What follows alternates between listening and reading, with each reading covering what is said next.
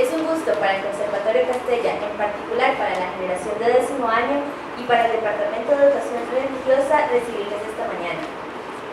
Les damos la más cordial bienvenida al señor Eric Schaff, miembro de la comunidad judía ortodoxa, al señor Hossam Said, miembro de la comunidad islámica de Costa Rica, al señor Marco Roversi, sacerdote católico de la comunidad, y al señor Julio Melara, pastor luterano. Quienes amablemente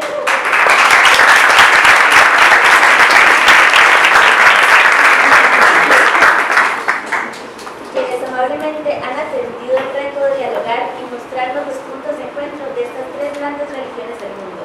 Les pido un aplauso para ellos.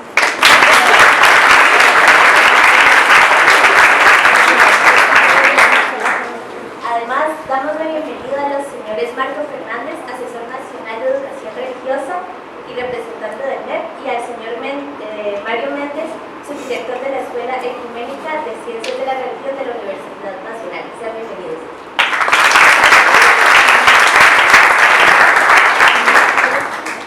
Ahora, para darnos una idea de la naturaleza del evento, le damos la palabra al profesor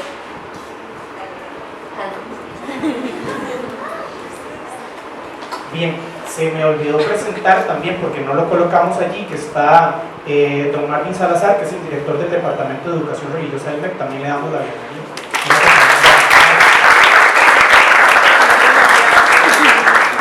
Bien, desde el inicio del año, los décimos y este servidor hemos venido estudiando el hecho religioso, es decir, esa dimensión antropológica de la religión que nos une entre todos los seres humanos y nos religa a un sistema de creencias o a diversos sistemas de creencias.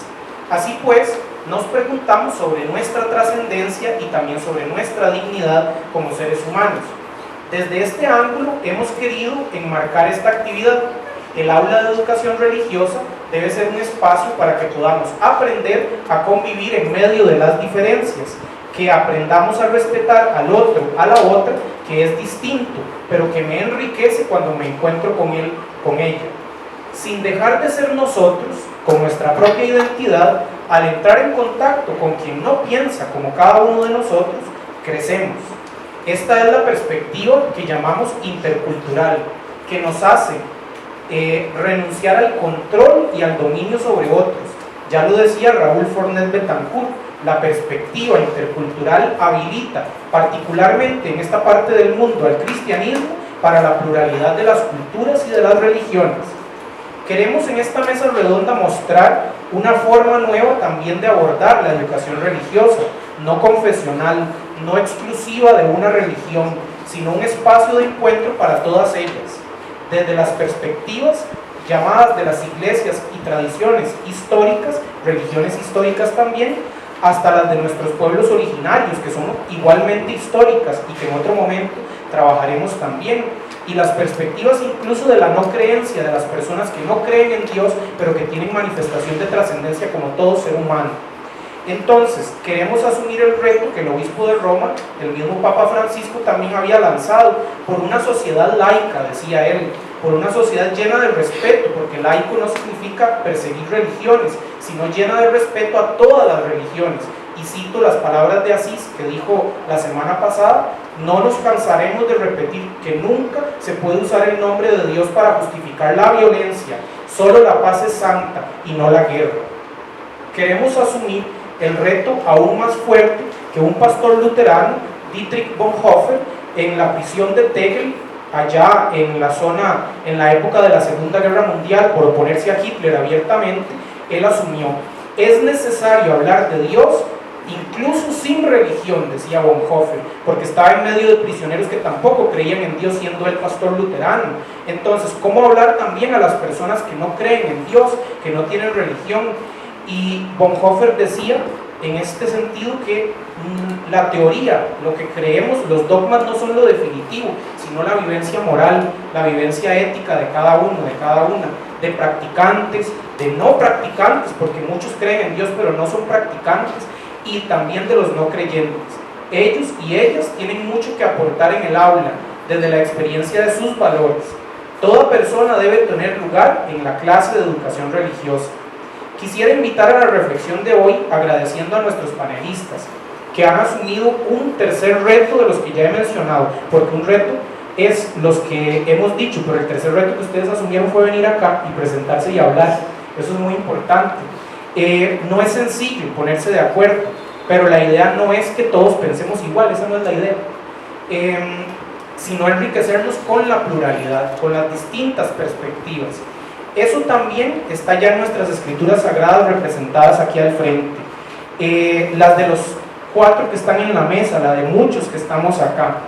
La Tanakh hebrea, en el libro de Isaías, pone en boca de Dios lo siguiente: mi casa será casa de oración para todos los pueblos, no solo para un pueblo, sino para todos los pueblos, en Isaías 56:7. Jesús, en el Evangelio según Mateo, nos llama a no hacer distinción de nada con nadie, pues Dios mismo no la hace. Y dice Jesús en el Evangelio de Mateo: amen a sus enemigos, oren por quienes los persigan, para que sean hijos de su Padre Celestial, que hace salir su sol sobre buenos y malos. Finalmente, en la tradición del Islam, el Corán tiene muy en cuenta la necesidad de buscar la unidad. Dice la Sura 44:128, la reconciliación es lo mejor. Y dice en la Sura 42:40, quien perdone y se reconcilie recibirá su recompensa de Dios, pues ciertamente Dios no ama a quien practica el mal. Bienvenidos nuevamente, amigos que están acá presentes, amigas que nos han venido a acompañar también, y espero que todos aprendamos mucho hoy. Y citando al teólogo suizo Hans Küng en su proyecto por una ética global, es imposible la paz entre las naciones sin una paz entre las religiones. Es imposible la paz entre las religiones si no existe el diálogo entre las religiones. Y para eso estamos aquí. Bienvenidos, muchas gracias.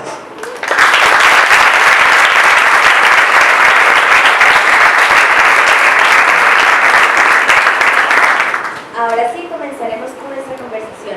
Recordarles la dinámica de la actividad. Cada uno cuenta con 15 minutos y se les avisará cuando tengan 3 minutos con una hojita que no sé si sinceramente no está. Y al final de la presentación, seguida de los 4, se abrirá el espacio para las preguntas del público. Vamos a comenzar con el señor Eric Schacht. El judaísmo es el fundamento del cristianismo y el islam. Se puede comparar con un tronco que se ha diversificado. Le quiero citar la Tanakh, libro sagrado de todas las religiones que hay acá presentes. En el Salmo 133 nos dice: mira cuán bueno es y qué gusto da que los hermanos convivan juntos. ¿Cómo entiende la paz y el diálogo? Le escuchamos con atención.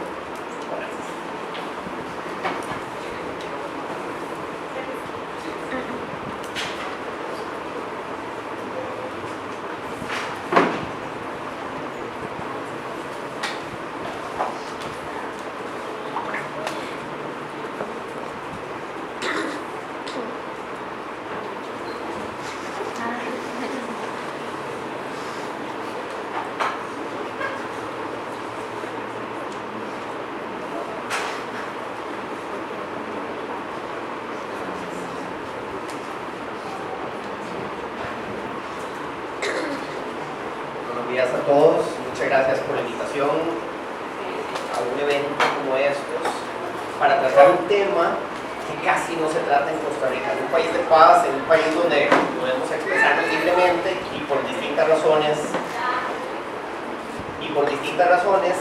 que desconozco, pero hoy es un buen momento para hacer el cambio, no se trata con tanta profundidad.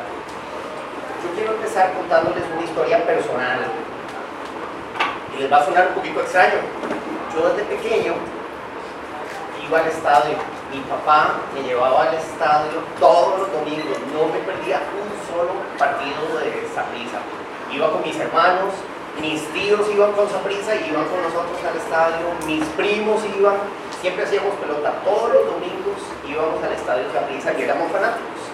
No todo lo que se hereda por genes, sino definitivamente por prácticas de nuestra familia. Mi papá era sapricista y yo me hice sapricista. Y aquí le caí mal a algunos, pero muy bien a la mayoría. Pues bien, la historia continúa y años más tarde me hice de una novia, que por cierto hoy en día es mi esposa, aquí presente, acompañando. Con ella todo iba muy bien hasta que conocí al suegro. Resulta que el suegro era liguista, pero peor aún, no era liguista, era antisapricista, de esos liguistas envenenados. Quiero un tema incómodo, yo estaba en ese proceso de conquista, no solo tengo que conquistarme a la novia, también conquistarme a los suegros, y la situación se estaba poniendo difícil. Pues bien, pasan los años, siempre con esa incomodidad, cada vez que había un partido, un clásico de la Liga de Saprissa, había momentos incómodos en la familia, ¿verdad? Por supuesto, porque Saprissa siempre ganaba, entonces mi suegro no estaba muy contento. Y nació mi primer hijo, mi primogénito. Y por supuesto, ¿qué es lo que yo quería enseñarle a mi hijo? Es que sea sapricista, que sea exactamente igual que yo, y con costos caminaba, y yo ya lo empecé a llevar al estadio. Ya venía conmigo, le compré el uniforme, le compré todo, absolutamente, ¿verdad? Pero cada vez que llegábamos a la casa de mis suegros, la guerra. Mi suegro empezaba a inculcarle, vos tenés que ser liguista. Mi hijo no solo era mi primer hijo, era su primer nieto, era el primer nieto de mi suegro, y claro, también quería educarlo a su línea, ¿verdad? Y siempre estábamos en esa discusión, Saprissa la liga. Para un chiquito pequeño se podrá imaginar que no es nada sencillo manejar esto, ¿verdad? Hasta que un día llegamos a una cena familiar, mi hijo tenía 5 o 6 años más o menos, llegamos a una cena familiar y mi suegro lo encaró enfrente de toda la familia y le dijo, Adi es como se llama mi hijo, Adi, suficiente, tenés que decidir, tenés que decirnos si sos sapricista o liguista, no podemos seguir en esto. Mi hijo me volvió a ver a mí, por supuesto no quería quedar mal con su papá, volví a ver a su abuelo, no quería hablar, adoraba al abuelo, no quería quedar mal con el abuelo, no sabía qué hacer, y nos dio la respuesta más inesperada pero más profunda que nos hubiéramos imaginado. Él nos dijo, papi, abuelito, ya decidí que soy, yo voy con la CELI. Yo voy con la selección nacional, punto, no me molesten más, ese es mi equipo. Entonces, de esta historia jocosa, y que se podrán preguntar qué tanto tiene que ver con la convivencia y el diálogo interreligioso o el diálogo entre las personas, pues tiene muchísimo que ver, porque lo que nuestro hijo, mi hijo, nos enseñó es que no tenemos que enfocarnos en las diferencias. Tenemos que enfocarnos en las cosas que nos unen para que haya convivencia, para que yo me lleve bien con los suegros. En vez de hablar de Saprissa y la liga, hablemos de la selección nacional. Todos vamos con la selección nacional y por lo tanto de ahí en adelante el tema de fútbol dejó de ser un tema en la familia. Esta es una historia personal que aplica no solo al fútbol, lo veremos como un tema menor o irrelevante, aunque para algunos es bastante relevante, pero aplica a política también. Los que van con algún partido político, tenemos esas diferencias, algunos van con un partido, otros con otro, pero tenemos muchas cosas que nos unen, y definitivamente es una moraleja o un principio que aplica también a las religiones. A pesar de que tenemos ciertas diferencias, hay más cosas que nos unen de las cosas que nos diferencian, y si creemos en este dogma principal, todo lo demás es pan comido. Todo lo que vamos a hablar hoy va a ser sencillo. ¿Okay? Así que piensen en el enfrentamiento con el suegro en fútbol. Cada vez que se topan con una persona distinta a ustedes, distinta en cualquier característica, no tiene que ser solo religiosa, y con eso van a pensar, enfoquémonos en lo que nos une, en lo que nos parecemos, más que en las diferencias, porque de ahí llegamos. Muchas gracias. ¿Me escucha mejor? Sí. ¿Se escuchó la historia antes? Sí. Okay. Porque ahí llegamos al principio básico de la diversidad. La diversidad no es una justificación para separarnos, ni mucho menos para discriminarnos, sino debería ser una oportunidad para unirnos, para aprender de los otros, para acercarnos a los que son diferentes a nosotros, ni que hablar en un mundo como hoy, en donde ya no hay fronteras geográficas, sino que todos estamos interconectados día a día. ¿Okay? Con esto quiero empezar nada más para que nos ubiquemos en el tema, ¿verdad? Les voy a hablar un poco de cómo el judaísmo ve todo este tema del diálogo interreligioso y en general la convivencia.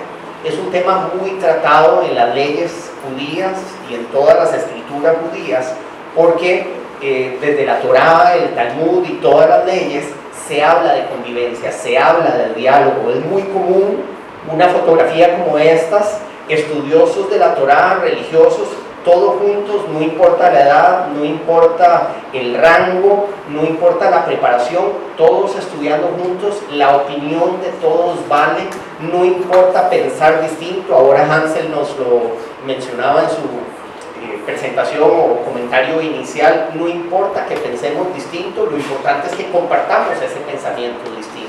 Y esto ha sido durante los miles de años de existencia del pueblo judío que se ha dado desde que se estudia la Torá.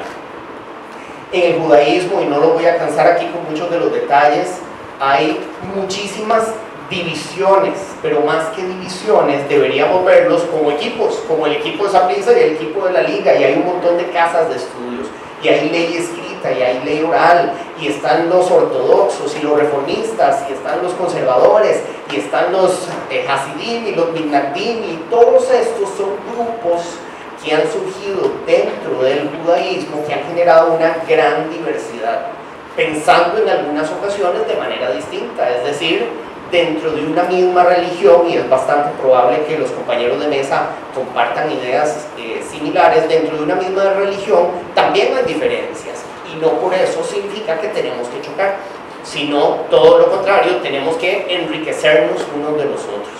Uno de los ejemplos que a mí más me gusta señalar, que demuestra la importancia de las diferencias y el respeto por las diferencias hacia los otros, es en los estudios talmúdicos. No sé si alguna vez han tenido la oportunidad de estudiar el Talmud o conocen qué es el Talmud, pero sin entrar en el detalle, el Talmud son discusiones de sabios judíos durante muchísimo tiempo sobre todos los temas que se puedan imaginar. Pero de lo más interesante de ese libro es que no solo se anotan las opiniones de la mayoría, hay un montón de sabios y de estudiosos que opinan de una manera, sino que en el Talmud están anotadas también las opiniones de la minoría. Es decir, se exponen al estudiante tanto lo que opina la mayoría como lo que opina la minoría, porque esa diferenciación lo que hace es enriquecer al estudiante para que tenga después el estudiante con su propio criterio la oportunidad de decidir si apoya la posición mayoritaria o la posición minoritaria. Esta es una prueba clara del diálogo, del respeto al prójimo que existe en la religión judía. Pero esto también se ve en la vida comunitaria en general, ya separándonos un poquito de la religión. No solo tenemos que hablar de religión o el estudio de la religión, sino en la vida comunitaria.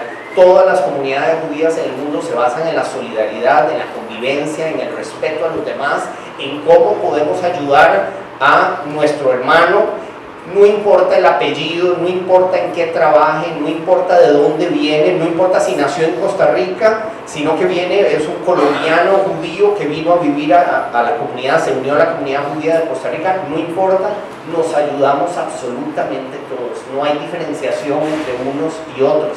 Y ese concepto de solidaridad con todos indiscriminadamente es muy fuerte en todas las comunidades judías. Es realmente reconfortante ver cuando alguien de la comunidad tiene algún inconveniente, el menor que se pueda imaginar, o uno tan grande como estoy grave en el hospital y necesito donadores de sangre, se hacen filas enteras en el hospital para donar sangre con tal de ayudar a ese compañero de la comunidad.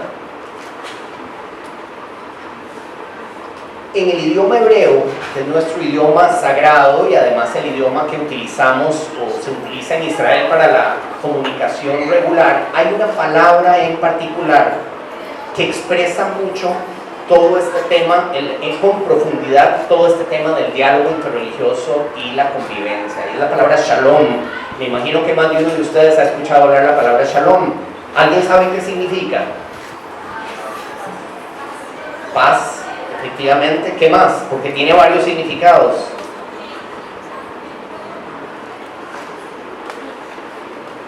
Bueno, la palabra shalom, efectivamente, el significado tradicional o el más conocido es paz, significa paz, significa convivencia con los demás. Es una palabra que se